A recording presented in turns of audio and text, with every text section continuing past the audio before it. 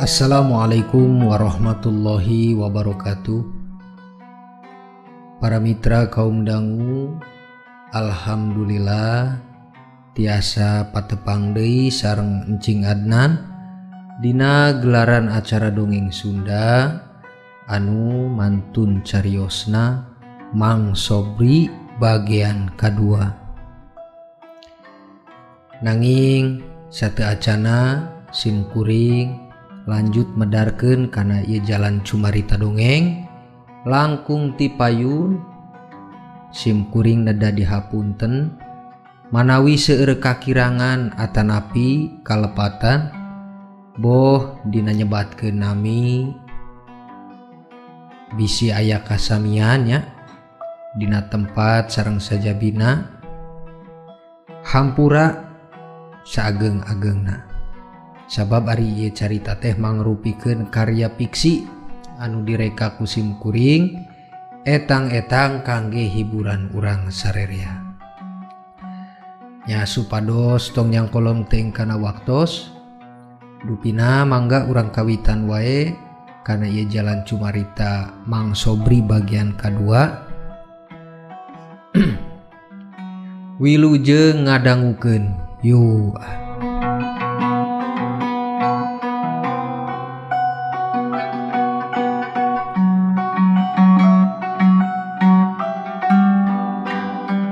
Para mitra kaum dangu, punten mangaya kuring teh kantos ngaganggu kana waktosna, nanging leres pisan sing kuring teh dupi poek peuting ka dieu teh.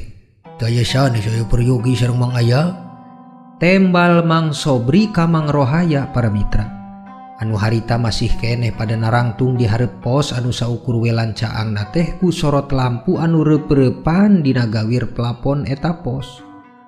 Oh, atuh mulai saya peryogi ka simkuring mangga atuh kalebet Mang Sobri dupina aya nu maot kitu sabab lolobana jalmi peryogi ka kaula mah ngan saukur urus-urus kana urusan kamaotan ieu teh Bang. Pokna Mang Rohaya ka Mang Sobri para mitra anu harita ngaweh asup ka jero pos jaga manehna.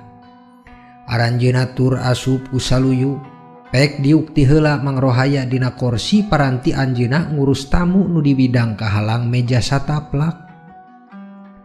Tur nyambut nyumanggakeun ka Mang Sobri supados calik oge di hareupeunana. Mangga Mang Sobri calik, ulah nang tunggal mun kitu atuh. Sok manawi simkuring tiasa ngabantos, dupina aya perlu naon ieu teh Mang.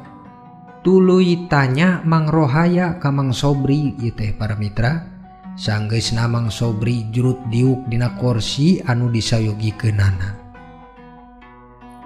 Punten Mang Aya, simkuring moal tiasa lami meureun dina tatamu ka dieu. Mun saperkawi simkuring kantos jelas kenging katerangan ti Mang Aya dupi dina maksad kuring ka dieu teh teu aya sanes kuring butuh tempat kangge pamakaman anak simkuring ieu teh. Nyuhun tulungna lah Mang Aya supados dibantu kana kabutuhan kuring ayeuna. Pokna Mang Sobri ku langsung ngocapkeun pamaksadna datang ka Mang Rohaya. Atuh mul heureuy teh tong sok kaleulewihan teuing ieu teh Mang Sobri. Lumuk heureuy mah cukup pun di tempat gawe we atuh barantu urang katimu ngobrolkeun pepesan kosong. Tembalna Mang Rohaya. Nebakana pangucap Mang Sobri teh saukur heureuy biasa para mitra. Teu percaya dina manahna yen naon anu tadi kaucap ku anjeunna teh leres pisan kaayaanana. Mang Aya, nah kitu beungeut kuring teh katinggal keur heureuy kitu. Apa Mang Aya tinggal ede ka kuring anu keur keng papait kieu? Dupi ku dia anggap heureuy maksad simkuring teh kana nyuhun bantosanna ti Mang Rohaya teh geuningan. Mang Sobri ngonjat omongan ka Mang Rohaya. Asa kasinggung pisan kana papahan jawab Mang Rohaya harita. Dupi maklum bisa kitu namah pedah anjeunna keur leres pisan butuh bantosan ti Mang Rohaya para mitra. Ulah langsung kasinggung kitu atuh Mang Sobri. Siga lain biasa wae ka urang teh Dupi leres kitu naon anu diucapkeun ku Mang Sobri teh yen tuang putra Mang Sobri teh ngantunkeun. Nah iraha atuh kenana mang. Nepi asa pabuburu waktu kieu geuningan. Tembal Mang Rohaya ka Mang Sobri. Jantungna saeutik ratug, pedah kongsi harita kagentak ku Mang Sobri nu dianggep heureuy ku manehna teh para mitra. Aduh, punten oge Mang Aya, simkuring kantos lepat ieu teh. Hampura tadi simkuring kantos narip ucap urat beuheung ieu teh Mang. Teh sawios Mang Sobri, silih maklum Mang. Dupi kumaha ieu teh kawicaritana nepi tuang putra ngantunkeun kitu. Teh simkuring mau unggal ngobrol sareng Mang Sobri tara pisan ngadangu Mang Sobri ngobrolkeun masalah tuang putra. Nah geuring atan api kunaon eta teh Mang? Mang Rohaya lempeng ucap. Sareng pitarosna pinuh ku tanda taros kana papait anu tiba ka Mang Sobri danget kiwari para mitra. Sabab ku teu pisan kaduga ku Mang Rohaya mah kana kajadian kieu teh. Peda salami tepas ngobrol ocon guyon jeung Mang Sobri, Mang Rohaya tara pisan ngadangu kelah keluh Mang Sobri kana urusan rumah tanggina. Panjang mun dicaritakeun mah ieu teh Mang Aya. Tuang putra teh ngantunkeun pedah gering anjeunna teh. Nembe puting ieu ngantunkeunana oge. Tapi sagalana kantos diurus ku kuring sareng pun istri. Ieu teh tinggal hiji doang ieu. Nangtukeun kana tempat kangge ngurepkeunana. Maksudna mah makamna ieu teh Mang. Sim kuring nyuhun bantosanana lah ka Mang Aya supados tiasa dibantos ieu teh Mang. Kangge kuring tiasa menangkeun tempat kangge makam anak sim kuring di dieu. Tembal Mang Sobri ka Mang Rohaya para mitra. Langsung mungkas kana tujuanana. Kituna mah katingal pisan. Mang Rohaya oge asa katingal bingung. Kusakapeung gagaro leutik kana tarangna. Pedah kumaha onam oge ari nulungan tangtos hayang tapi da sagala teh katali pisan ku cara peraturan nu kudu wae aya urusan administrasina. Malum da ieu teh para mitranya, cara di kota mah sagalana ge kudu make duit.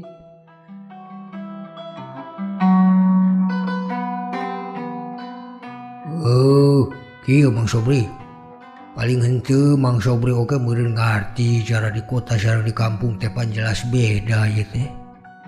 Sim kuring tiasa wae nulungan ka Mang Sobri. Tapi mun urang gagabah, tangtos ieu teh bakal matikeun oge kana cara kasab matuh kuring sorangan kangge masihan resiko kaluarga di imah. Da moal pisan atuh Mang Sobri teh daek tanggung jawab kangge ngagantian dina sagala halna. Tah, janten kuring teh jadi bingung sorangan dupina dina nampi panyuhun tulungna Mang Sobri ieu teh Mang. Mang Sobri harita cicing ku rumasa oge para mitra. Alasan Mang Rohaya asup akal dina nyatana. Tangtos pisan kapikir ku anjeunna oge. Boroning bakal bisa mere resiko ka kaluargi batu, dumeh kaluargi sorangan oge masih kakurangan dina nyukupan kabutuhan sapopoe. Sumuhun ka hartos Mang Aya, tapi kumaha Mang, nyuhun dibantos lah. Manawi Mang Aya tiasa nunjukkeun tempat, sarajan teu leuwih merenah siga makam nu sanes ge teu sawios, asal kajaga tempatna Mang.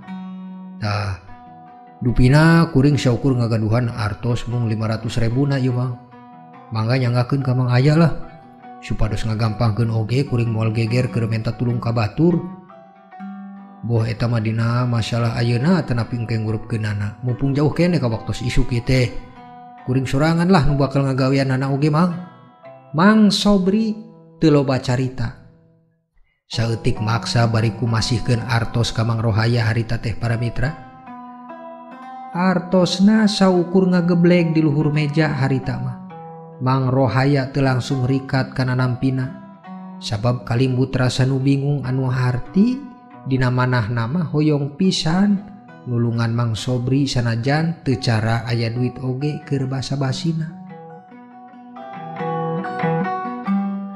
Kumaha Mang Aya? Tiasa beureun kuring dibantos Bang. Nyanggakeun teh artosna Mang. Manawi bahan katampi saukur kangge Mang Aya nambihan kana meser pangabutuh ge di imah. Tembal lanjut Mang Sobri harita teh nyundulan panyuwun pamuntangna ka Mang Rohaya. Mang Rohaya teu langsung ngajawab deui. Anjeunna saeutik mukakeun laci dina mejana, tur katingal ngaluarkeun udud nu masih keneh kabungkus rapet. Tur disobek eta bungkusna, bari morojolkeun sabatang udud tina bungkusna nu kasusul seuneu tina korek gas anu di kantonganana. Mang Sobri, mangga ngaroko heula lah. Urang lalaunan we nya neangan solusina. Ulah gurung busuk kitu ah. Manawi ku syarat tenang heula kuring bisa menangkeun oge keur bolong kana kadarepet ieu teh Bang. Pokna Mang Rohaya para mitra. Bari ngembuskeun haseup ududna. Diukna saeutik ngajedag maneh kana panyanggah kursi. Bari huluna madep ka luhur, asa katingal keur neang pikiran kangge ngabantu ka Mang Sobri. Mang Sobri oge harita teu bisa nyaba kana udud anu ditawarkeun Mang Rohaya. Saukur kahayang leutik dina hatena, Mang Rohaya tiasa nampi pamere duitna supados tiasa ngabantu ka manehna. Teu lami Mang Rohaya cengkat tina diukna. Anjeunna muru ka arah lomari kayu di beh katuhu, tur ngabuka kana kunci lomarina. Katingal harita buku lapuk warna koneng dikaluarkeun ku anjeunna, tur dibantun ka arah Mang Sobri bari ditibakeun di luhur meja. Mang Sobri, ieu buku anu nyatet kana sakabeh tempat luas yang sajabina tina taneuh pemakaman kota di dieu Mang.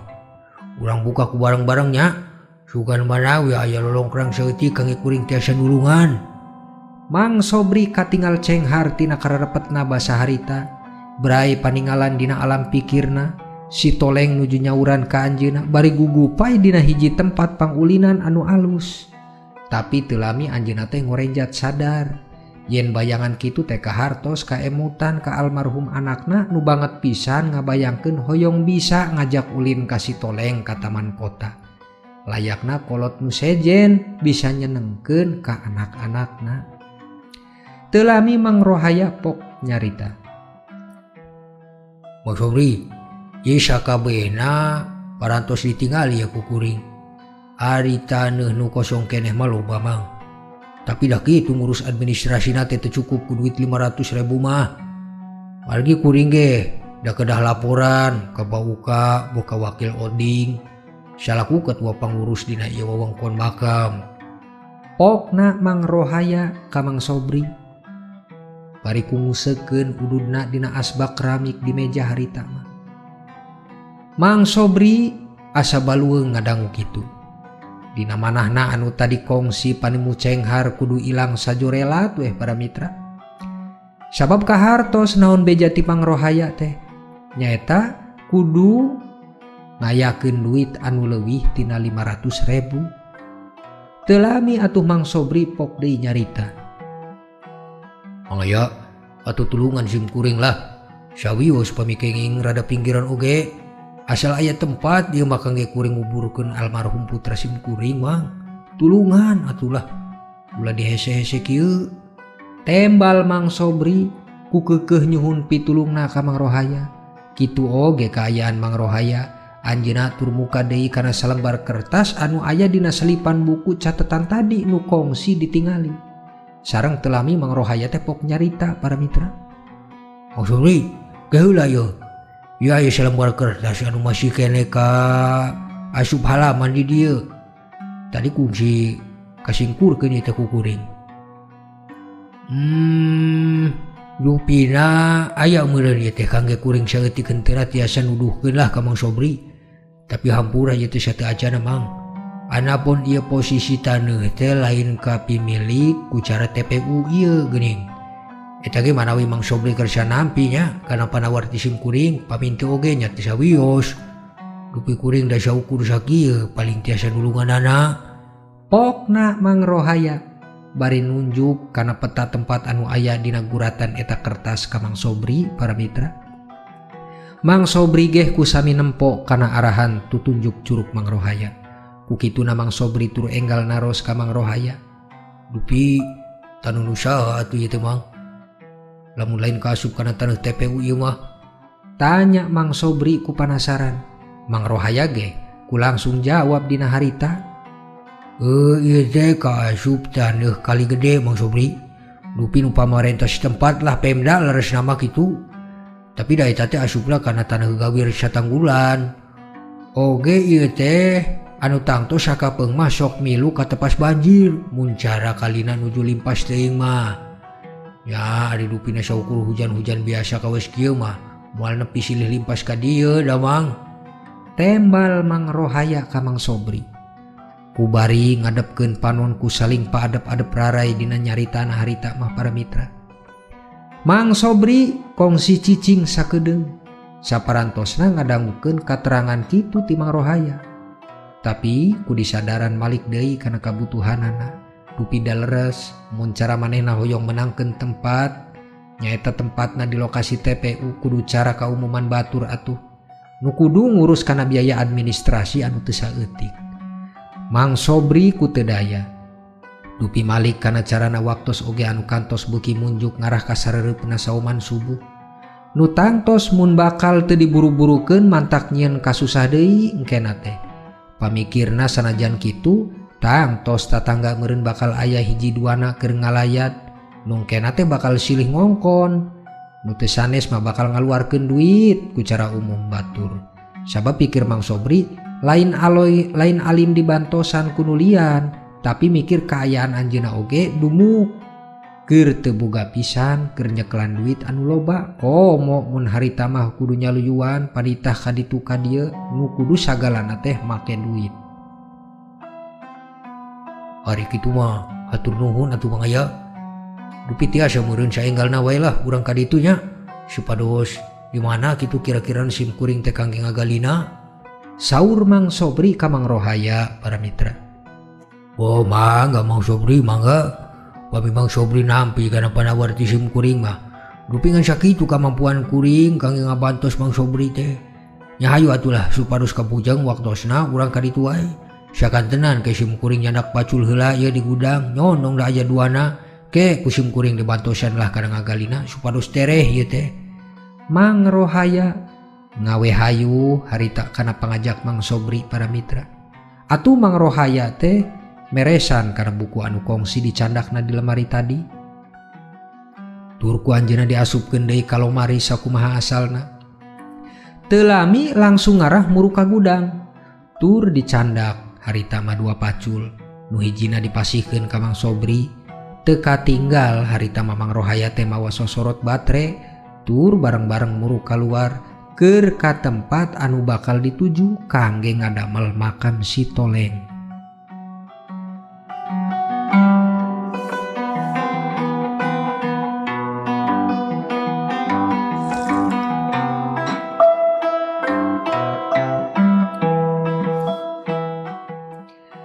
Para mitra kaum dangu, sora beuk ngiring bebeja dina sarapan laratan Mang Sobri jeung Mang Rohaya.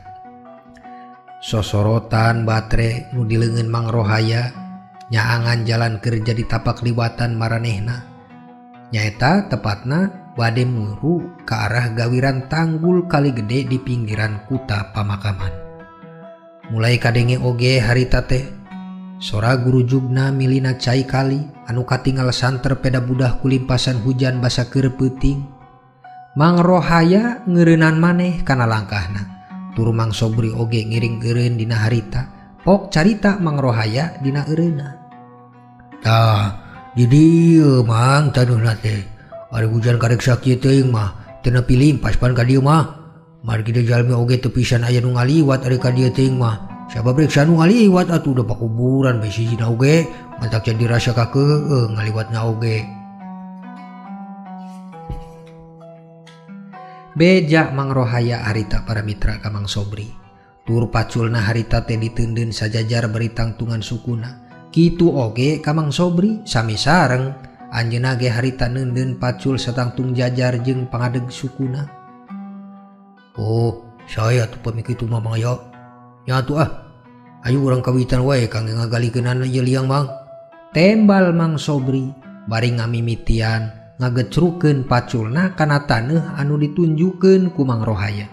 Kitu oge Mang Rohaya para mitra saenggalna milu ngagecruk taneuh anu kongsi dimimitian harita ku Mang Sobri.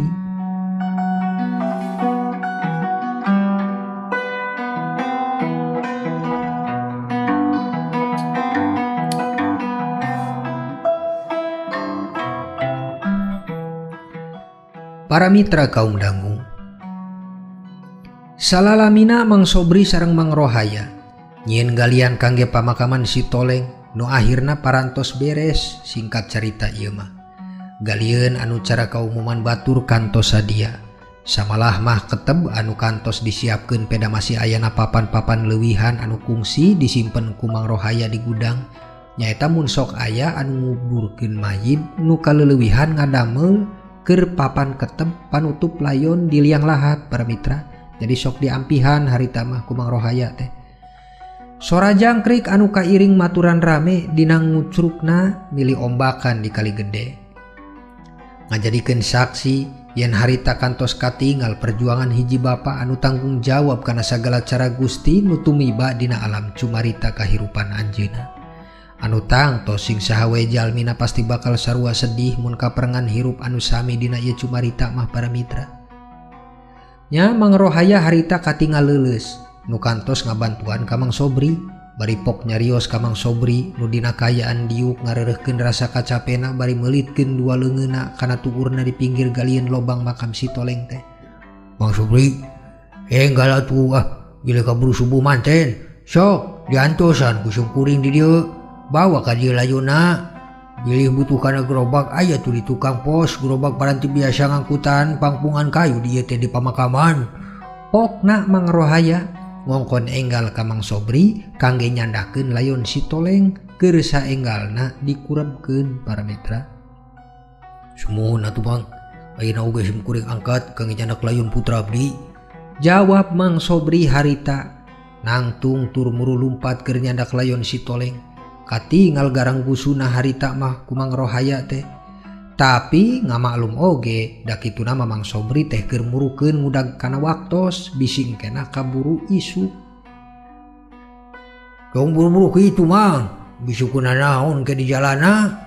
Saur Mang Rohaya kurada melongkeun ucap ka Mang Sobri nu keur lulumpatan harita. Aduh, karunya teuing Mang Sobri teh nya. Dupida kumaha Mang sim kuring teh teu bisa ngabantos leuwih ti ieu.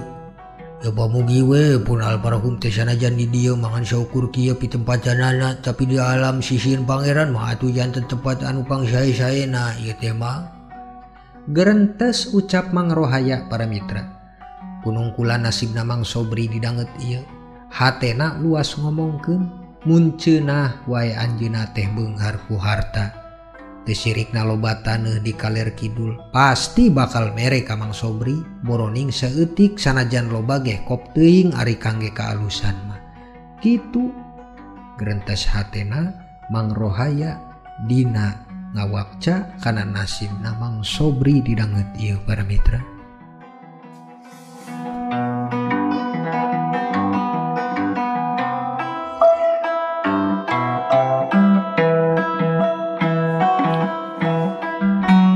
Para mitra kaum dangu, ayeuna urang nyaritakeun ka Mang Sobri. Dikocapkeun Mang Sobri kantos nepi ka gubugna. Malah katingal harita oge layon si Toleng kantos merna cara sampurna kabungkus kulawon jeung boeh pamati. Nyi Lastri teu saeutik cumarita ka Mang Sobri kana cara bantosan ikhlas ti Ustad Endin para mitra. Anu kongsi harita mah malah masihkeun oge kana lawon bodas kangge ngabungkus layon anakna. Kitu oge ka Mang Sobri. Carita ti Nyi Lastri tangtos jadi rasa pihatureun nuhun anu saageng-agengna kangge Ustad Endin. Anu harita kantos angkat Ustad Endin teh ti imah Mang Sobri da ceunah kabeneran kasusulan ku jelema sejen kaparengan aya deui anu ngantunkeun di wayah sampolakna majeng subuh harita. Sok Neng, ayo urang gotongkeun layon si Ujang kana gerobak. Itu gerobak oge kantos di sarapan ku akangda ku kain. Titah Mang Sobri harita ka Nyi Lastri. Anu katingal harita maranehna duduaan kantos ngagotongkeun layon si Toleng kana gerobak panginjeum ti gudang TPU para mitra. Akang, hayu ditarik Kang. Da kantos beres sadayana. Toleng oge tos teu katingal mun cara batur nempo kana urang narik gerobak ieu teh. Sabab tos ditutupan kabeh anggahotana ge kuneng rapet pisan da moal pisan katingal. Pokna Nyi Lastri ka Mang Sobri. Tuluy Mang Sobri oge nyaut hayu kana pangajak tipun istrina para mitra. Ayu atuh neng urang angkat ayeuna geus tong ceurik geulis karunya mang aya kantos nungguan lami teu tadi susuranganan aya di ditu. Mang Sobri mungkaskeun ucap ka Nyi Lastri harita. Maranehna tur mulai angkat. Mang Sobri nu narik gerobak, Nyi Lastri aya di tukangna bari naik dina eta gerobak. Pamikirna bari ngajagaan layon manawi bisi kagujrat-gojrot ku batu garing hul sa pinggir jalan raya, mending weh mun dijagaan ku manehna anu tangtos bisa kaamankeun dina kayaanana. Salangkah dua langkah muru narik Mang Sobri kana gerobakna. Nu ngababal ka jalan sisieun kali anu berasna ke arah TPU. Kantos katingal harita Mang Rohaya keur ngudud ngempul di sisieun lobang anu kantos disiapkeun Mang Sobri. Tur Mang Sobri teh murukeun ku rada enggal kana langkahanana anu akhirna nepi pisan pas dihareupeun Mang Rohaya nu geus siap keur ngabantosan ngureubkeun layon si Toleng. Aduh, hapunten rada lami ieu teh Mang Aya. Maklum ieu teh da kumaha oge ati-ati pisan kuring mantuna. Sok neng turunkeun bantuan Mang Aya kangge ngangkat layon si Ujang.